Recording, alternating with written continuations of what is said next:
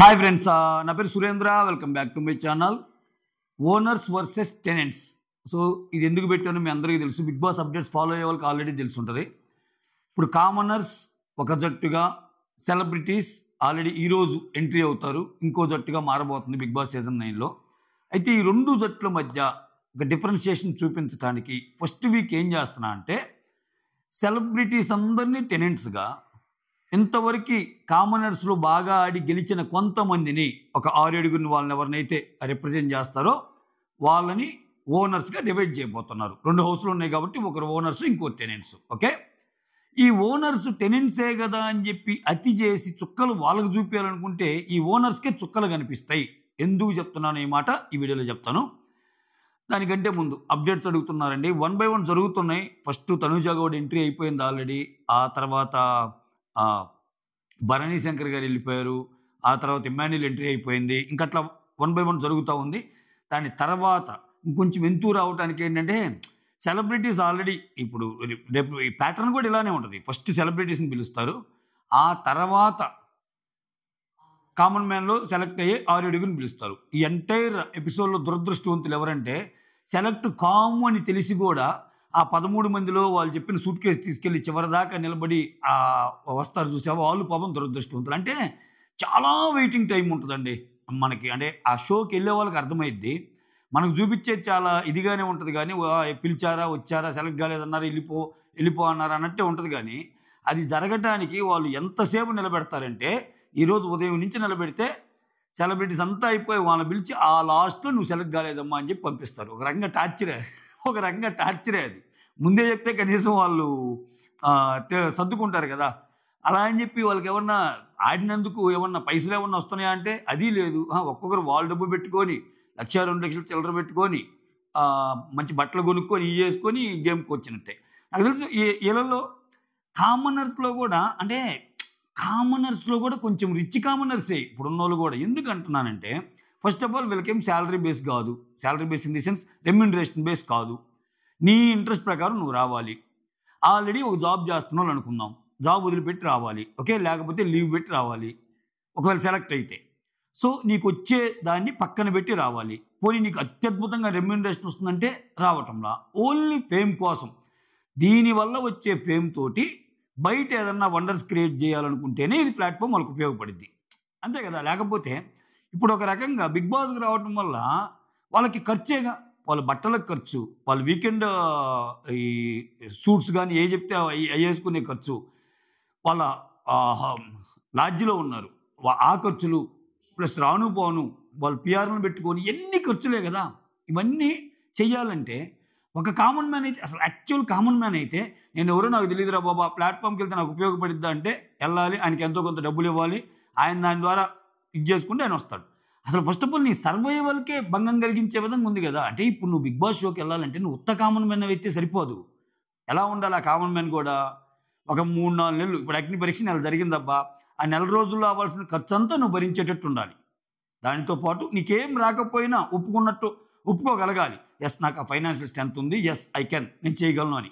ఇన్ని ఉండాలి common man అంటే. ఒక రకంగా కామన్ మ్యాన్లో కూడా రిచ్ కామన్ మ్యాన్ వీళ్ళు. ఎస్, ఓకే, టాపిక్ డివేట్ అయింది. ఎన్ని పాయింట్స్ తెలియకుండానే ఒక్కోసారి కొన్ని పాయింట్స్ అలా వస్తాయి కదా, చెప్పడానికి ట్రై చేస్తుంటా. అందుకని ప్రతి చిన్న పాయింట్కి వీడియో చేయలేం కాబట్టి ఎస్, మెయిన్ టైటిల్లోకి వెళ్ళిపోదాం. దానికంటే ముందు గైస్, వీడియోస్ నచ్చుతుంటే లైక్ చేయండి.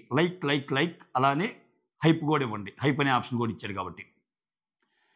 ఇప్పుడు ఏం జరుగుతుందంటే, వీళ్ళని టెనెంట్స్గా, ఎవరిని, సెలబ్రిటీస్ని టెనెంట్స్గా, కామన్ మ్యాన్స్ని ఓనర్స్గా ట్రీట్ చేసి 2 లీవ్ పోతున్నాడు. నేనేమనుకుంటున్నా అంటే, ఈ ఓనర్స్గా ఉండే ఇంటికి సకల సదుపాయాలు అన్నీ ఉంటాయి అనిపిస్తుంది. ఈ టెనెంట్స్గా ఉండే ఇంటికి కొన్ని ఏమన్నా లోపిస్తాయి, కొన్ని తగ్గుతాయి రాజా అన్నట్టు అనిపిస్తుంది.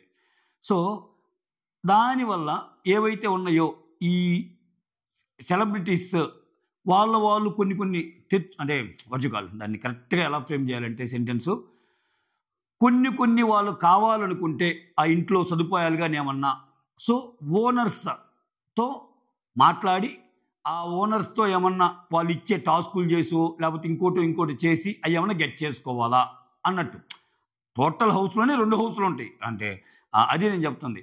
అంటే వీళ్ళకి కావాల్సింది సంపాదించుకోవటానికి వాళ్ళు ఏమైనా టాస్కులు లాంటివి చేసి ఓనర్స్ ఏదైనా టాస్క్ ఇస్తే, ఇప్పుడు కామన్ మ్యాన్స్ ఏదైనా టాస్క్ ఇస్తే అవి అవి గెలిచి ఆ ప్రివిలేజెస్ ఏవైతే ఉంటాయో, ఆ లగ్జరీ థింగ్స్ ఏవైతే ఉంటాయో అవి కావాలంటే వాటికి ఏదైనా గేమ్ పెడతాడా అన్నట్టు అనిపిస్తుంది అనమాట. మీకేమనిపిస్తుందో కమెంట్ చేయండి. లేకపోతే ఎందుకు ఇప్పుడు కాన్సెప్ట్ పెట్టాడంటేనే ఓనర్స్ అండ్ టెనెంట్స్ అని ఏదో ఉంటుంది గుద్దుకోమని ఏదో గుద్దుకోమని ఉంటుంది. అందుకే కదా ఇల్లు 2 వేరు వేరైనా మనం లాస్ట్ సీజన్‌లో కూడా రూములు వేరు వేరుగా ఉన్నా మళ్ళా వచ్చి హ్మ్. అందరూ కలిసి మాట్లాడుకొని ఉంటారు కదా! ఈ ప్రాసెస్‌లో ఓకే. ఈ ఓనర్స్‌గా ఉన్న కామన్ మ్యాన్ ఛాన్స్ దొరికింది గదా అని వాళ్ళకి చుక్కలు చూపియటానికి ఎట్లంటే అట్లా ఇచ్చేస్తే సెలబ్రిటీస్‌కి సింపతి పెరిగే ఛాన్స్ ఎక్కువ ఉండదు ఫస్ట్ వీక్‌లో. ఎందుకని వీళ్ళు అతి చేస్తే.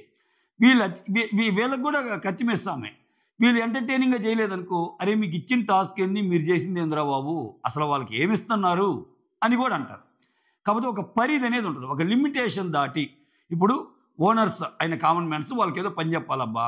రీతు చౌదరి నా కాళ్ళు నొక్కు, అసేసేయని నాకు మసాజ్ చేయి, లేకపోతే ఇంకోటి ఇచ్చి నాకు ఇది చెయ్యి. ఇయన్నీ చూసాం మనం చాలా సీజన్స్‌లో. ఏకంగా లెగ్ మసాజ్‌లు కూడా చేశారు. కానీ కొన్ని కొన్ని సీజన్స్‌లో మరీ దారుణాలు కూడా చూసాం. అంటే ఎలా అంటే ఇంకా వద్దా, నువ్విద్దా ఈ చిన్న చిన్నయి కూడా. ఇంకా ముక్కులో పొక్కుది, చెవులో గుబులుది గులగల అంటుంది. ఇటువంటి అతి ప్రయోగాలు అంటే నేను జస్ట్ ఎగ్జాంపుల్ చెప్తున్నా. ఇటువంటి ఓవర్ దానికి పోయి నేనేదో చెయ్యాలి అంటే ఒక హింసాత్మక దృష్టిలో వాళ్ళని గాని చూసి అట్లా చేశారనుకో, ఈ ఇక్కడ వాళ్ళు ఈ పాయింట్‌ని క్యాచ్ చేయడానికి ట్రై చేస్తారు. ఏది సెలబ్రిటీలు అయినా గాని అబ్బా! ఎంత బాగా చేశార్రా చూడు అనేవాళ్ళు కొంతమందుంటారు. ఇక్కడ తెలివిగా ఇక్కడ కూడా తెలివి ప్రదర్శించాలి. వీళ్ళెంతసేపటికి చాలామంది చేసే తప్పేందంటే ఓనర్సు, టెనెంట్సు ఏ గేమ్ ఇచ్చినా నీ అల్టిమేట్ మోటో, నీ అల్టిమేట్ ఎయిమ్ అనేది నువ్వు జనాల్ని దృష్టిలో పెట్టుకొని నీ గేమ్ ప్లే ఉండాలి. వీళ్ళని కాదు వీళ్ళొకటిచ్చారు ఇది చెయ్యాలి, వీళ్ళొకటిచ్చారు ఇది చూసుకోవాలి అన్నట్టు కాదు. ఇప్పుడు నువ్వు చెయ్యలేని పని, ఒక అసభ్యంగా ఉన్న పని అంటే జనాలు మెచ్చే పని కాదనుకుందాం. ఓనర్స్ ఒక టాస్క్ అసైన్ చేశారనుకుందాం. ఓకే. ఎవరో ఒకరికి పిలిచి ఈ టాస్క్ చెయ్యి అని టెనెంట్స్ అయిన సెలబ్రిటీస్‌కి చెప్పారనుకుందాం. ఈ సెలబ్రిటీస్‌లో మారు మాట్లాడకుండా ఒకరు చేశారు. కానీ ఆ పని చెత్తగుందసల. అంటే అసలు చూడటానికే ఆ పని బాగల. అసభ్యకరంగా ఉంది. అసలు ఏంది ఇటువంటి టాస్క్ ఇచ్చేది? ఎలా చేస్తారు ఎవరైనా అన్నట్టుంది. అప్పుడు ఒక మనిషి ఏమో ఒప్పుకోవడానికి ట్రై చేశాడు. యెస్ నేను చేస్తాను. ఇంకొకరేమో ఎదురు తిరిగాడు. ఇప్పుడు చెప్పండి వీళ్ళిద్దరిలో ఎవరికి ఉంటది ఎక్కువ? జనాల్లో క్రేజ్ ఎదురు తిరిగినోడికే ఉంటది. ఎందుకని? జనాలకు కూడా ఇది నచ్చదు. అరే ఏందిరా ఇంక అవకాశం ఇచ్చాడు కదని ఇటువంటి టాస్క్‌లు ఇస్తారా ఈళ్ళు అన్నట్టు పోద్ది. అందుకే వీళ్ళు వాళ్ళకి చుక్కలు చూపించాలనిపిస్తే వీళ్ళకి చుక్కలు కనిపిస్తాయి. సో చాలా బ్యాలెన్స్‌డ్‌గా ఆడే వాళ్ళకే ఇది. నీకు అల్టిమేట్ మోటో ఏందంటే అందుకే నీ బిహేవియరల్ యాస్పెక్ట్స్ కూడా ఇంపార్టెంట్ అనేది ఎందుకంటే నీకు అవకాశం వచ్చినప్పుడు నువ్వు ఎలా బిహేవ్ చేస్తావన్నది కూడా మ్యాటరే కదా! ఏమో రేపు నువ్వు ఈరోజు రేపు నువ్వే టెనెంట్‌లోకి వెళ్ళిపోవచ్చు. పర్మనెంట్ కాదుగా నీకు ఓనర్ హౌస్ అనేది. వాళ్ళు పెట్టే గేమ్స్ మధ్యలో నెక్స్ట్ వీక్ దీంట్లో కొంతమంది టెనెంట్స్ అవ్వచ్చు. దాంట్లో కొంతమంది ఓనర్స్ అవ్వచ్చు. అందుకే కదా మీరు గమనిస్తే 'బిగ్ బాస్' ప్రోమో ఏసినప్పుడు కూడా అన్ని లగ్జరీస్ వస్తున్నాయి నాకేంటి అని చెప్పి వెన్నెల కిషోర్ అంటాడు. ఓనర్‌లాగా ఫీల్ అవుతాండు. హలో నువ్వు టెనెంట్ మాత్రమే. అయన్నీ కావాలంటే కొన్ని సంపాదించుకోవాలంటే కొన్ని చెయ్యాలి అన్నట్టు అంటాడు నాగ్ సార్. అంటే ఏంది ఇక్కడేదో పెట్టాడు లింకు. అంటే టెనెంట్‌గా ఉన్నోళ్ళు కొన్ని సాధించుకోవాలంటే అవి టాస్కుల రూపంలోనో లేకపోతే ఇంకో రూపంలోనో వాళ్ళు కొన్ని చేయగలగాలి. సో నాకు అర్థమైతుంది అది బేసిక్ థింగ్. మీకేమన్నా డిఫరెంట్‌గా అర్థమైతే కామెంట్ చేయండి. నేను కూడా తెలుసుకునే ప్రయత్నం చేస్తా. మాట్లాడుకుంటూనే ఉందాం. సీజన్ కదా! ఇంకేముంది. మళ్ళా ఈ 3 నెలలే కదా మాట్లాడుకునేది. మీకేమనిపించిందో కామెంట్ చేయండి. సో నాకు మాత్రం ఇది ఓవరాల్‌గా చుక్కలు చూపియాలంటే మాత్రం చుక్కలు వాళ్ళకి కనిపిస్తాయి. అలా దీంట్లో 2 రకాలు మళ్ళా. ఇప్పుడు ఇచ్చింది చిన్న టాస్క్ ఎంటర్‌టైనింగ్‌గా ఉంది. ఓనర్స్ అనేవాళ్ళు ఒక చిన్న టాస్క్ ఇచ్చారు. అది ఎంటర్‌టైనింగ్‌గా ఉంది. దానికి కూడా నాకు ఇగో దెబ్బతింటదే. నువ్విచ్చేదేందిరా నాకు టాస్కు. నేను సెలబ్రిటీని అని వీళ్ళల్లో రెచ్చిపోయి వేషాలేసారనుకో ఎవరన్నా అది వీళ్ళకి మైనస్ అయ్యిద్ది. చుక్కలు ఈళ్ళకి కనిపిస్తాయి. కాకపోతే అవకాశం వచ్చింది ఈళ్ళకి కాబట్టి ఈళ్ళు ఏ పరిధిలో దాన్ని సద్వినియోగం చేసుకుంటారనేది చాలా మ్యాటరు. ఎందుకంటే పోంగానే వెంటనే if my guess is right common మ్యాన్‌కి స్క్రీన్ స్పేస్ పొలోమని ఇవ్వడు. అంటే వాళ్ళు రైట్ అనే విధంగా ఉండదు. స్క్రీన్ ప్లే గాని, ఏదైనా ఎడిటింగ్ గాని. ఎందుకంటే ఎనఫ్ వాళ్ళకంతా అయిపోయింది. 1 మంత్ అంతా వాళ్ళని చూసారు కాబట్టి వాళ్ళ పనేంది ఇప్పుడు షోని ఈక్వల్ లెవెల్‌లో తీసుకెళ్లాలనుకున్నప్పుడు వీళ్ళని ఆల్రెడీ లేపావురా నాయనా! ఫస్ట్ వాళ్ళని జనాల్లోకెళ్ళని. సెలబ్రిటీ జనాల్లోకెళ్తే కదా! సెలబ్రిటీ జనాల్లోకెళ్ళాలంటే ఏం చేయాలి? కొంచెం వాళ్ళని లేపాలి. లేపకుండా వచ్చిన వారంలోనే వాళ్ళని ఇదిగా చూపించారనుకో ఖతం. వాళ్ళు టక టక టక ఎళ్ళిపోయారనుకో మొత్తం మళ్ళా ఈళ్ళే మిగులుతారు. సో అట్లా చేయడు Bigg Boss. Bigg Boss editing team అలా చేయదు. సో కామన్ మ్యాన్నే కాన్సన్ట్రేట్ చేస్తుంది. అప్పుడు 6 కంటే ఎక్కువ మంది తీసుకున్నా కానీ సో వీళ్ళందరూ చివరి దాకా ఉంటారని ఏం లేదు కదా. ఓకే, కాబట్టి నెంబర్ వచ్చేసరికి సెలబ్రిటీల్లో ఎడ్జి ఒక 9 మంది అలా ఉన్నారు కాబట్టి so eliminations last tug of 5-5 వచ్చేదానికి అట్లా చూసుకున్నప్పుడు మ్యాక్సిమం ఎలిమినేషన్ సెలబ్రిటీస్ నుంచి అవుతాయి. ఏది ఫస్ట్ వారం ఎవరైనా సెకండ్ వారం ఎవరైనా కొన్ని వారాల దాకా ఎక్కువ పర్సన్స్ సెలబ్రిటీస్ నుంచే వెళ్తారు. ఎందుకంటే ఇది ఇనీషియల్గా, తర్వాత ఎక్కువ అయిపోతారు. ఎందుకంటే అట్లానే బ్యాలెన్స్ అయ్యిద్ది గేము. అట్లా బ్యాలెన్స్ కాకపోతే ఇంట్రెస్ట్ పోద్ది.